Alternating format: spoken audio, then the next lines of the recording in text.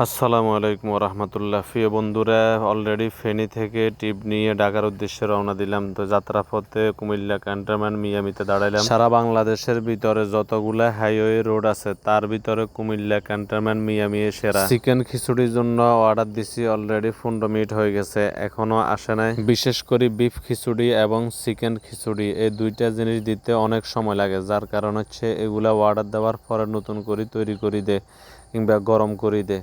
তাছাড়া এরপরে পরোটা, রুটি, বিভিন্ন আদার্স আনুষঙ্গিক যে সমস্ত নাস্তাগুলো আছে সেগুলা দিতে অতটা দেরি হয় না।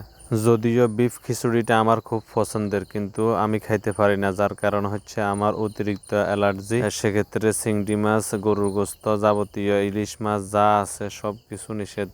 আমার যাত্রীরা হচ্ছে 60 জন, মহিলা টইলা সহকারে। ওনারা আউটসাইডে বসছে সবাই একসাথে, আমি হচ্ছে এখানে সিঙ্গেল বসলাম। বাইরে ভাই, একটা কথা না বললে নয়, সারা বাংলাদেশে আলহামদুলিল্লাহ অহংকার না, অনেক অনেক রেস্টুরেন্টে খাবার দাবার হয়েছে, তবে সবগুলা মিয়ামির নিচে। যে যাই বলুক, মিয়ামির খাবারের মানের সাথে কোনো রেস্টুরেন্টের খাবারের মানের সাথে মিলে না। আর বক্তার ক্ষেত্রে এবং কি গরুর মাংসের ক্ষেত্রে সারা বাংলাদেশের ভিতরে নাম করা হচ্ছে কুমিল্লা চান্দু হোটেল। আপনারা অনেকে হয়তো চিনেন, যেটা কুমিল্লা বিশ্ব রোড পশ্চিম সাইডে অবস্থিত। আমার জানা মতে সারা বাংলাদেশের ভিতরে মিয়ামি একটাই রেস্টুরেন্ট, সেটা কুমিল্লাতে। তবে ঢাকা থেকে ফেনী, নোয়াখালী আসার ক্ষেত্রে সহজ হয়, কেননা বাম পাশে মিয়ামিটা পড়ে, কিন্তু ফেনী নোয়াখালী থেকে ঢাকা যাওয়ার পথে মিয়ামি পড়ে না।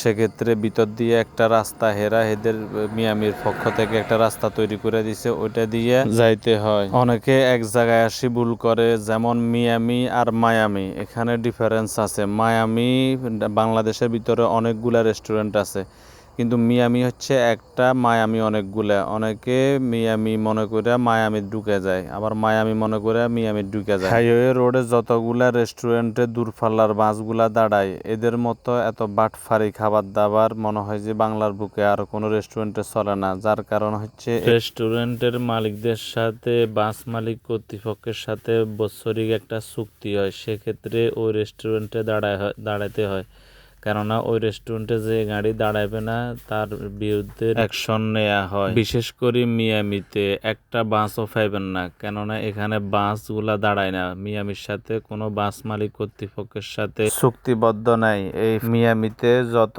কাস্টমার আছে, যত যাত্রী আছে, বেশিরভাগ প্রাইভেট কারের যাত্রী। আর একটা বিষয় না বললে নয়, এই মিয়ামির ভিতরে শপিং মল আছে, অলরেডি দেখে নেন। যদিও দাম একটু বেশি নেয়, কিন্তু পোশাকের মান অনেকটা ভালো। প্রিয় বন্ধুরা, সবাই ভালো থাকেন। আজকে পর্যন্ত, আল্লাহ হাফেজ, আসসালামু আলাইকুম রহমতুল্লাহ।